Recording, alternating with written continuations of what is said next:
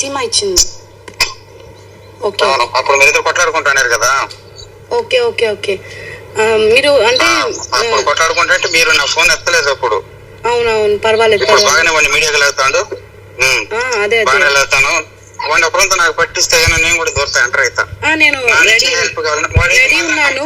కానీ ఒక్క నిమిషం అన్న, నేను ఒకట మీకు మీ దగ్గర 30 lakhs తీసుకున్నాడు కదా, నా దగ్గర ఎంత 35-40 వరకు పోయింది మాది. నా లైఫ్ పాడైపోయింది. వాళ్ళ తమ్ముళ్ళు నన్ను పాడు చేశారు. తెలుసు, వాళ్ళందరూ దొంగ నా కొడుకులు. ఫస్ట్ వాడి పేరు తెలుసు, అందరి నంబర్ నా కాడ ఉన్నాయి. మీరున్నారు కదా అన్న, ఎవరు అదే నవాజ్ ఉన్నాడు కదా, వాడు ఆల్రెడీ రేణుకాని అమ్మాయిని పెళ్లి చేసుకున్నాడంట కదా అన్న. వాడు నిన్ను చేసుకునేది 5వ దానివో 8వ దానివో, 3వ దాని కూడా మీడియా ముందు చెప్తున్నాడు. తప్పు అది. నువ్వు 5వ దానివో 8వ దానివో. నువ్వు నా నుంచి హెల్ప్ కావాలని నేను లైవ్ ఇస్తా. నేను కూడా రెడీగా ఉన్నాను.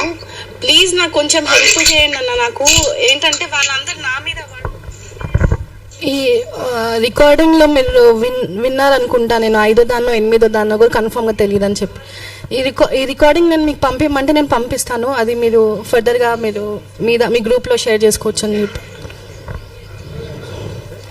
సారీ, మేమా Hyderabad Kukatpally.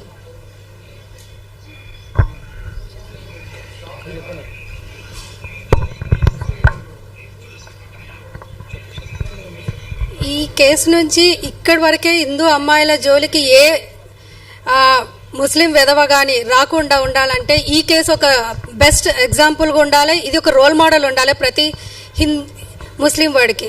So this is the last ఉండాలి కేసు.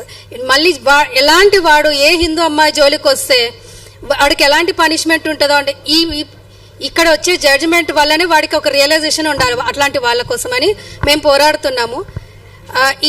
ఈ కేసు ఇట్లానే ప్రొలాంగ్ అయితే మాత్రం మేము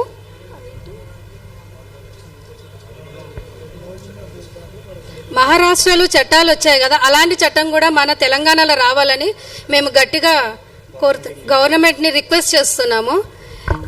ఇది మళ్ళీ రిపీట్ అవ్వద్దు. మనం మళ్ళీ లవ్ జిహాద్ అనే పేరు మనం వినవద్దు. ఇది లాస్ట్ ఉండాలి. ఈ కేసుతోని లాస్ట్ ఎండ్ అయిపోవాలి. కామాస్ మాత్రం వెళ్ళొద్దు.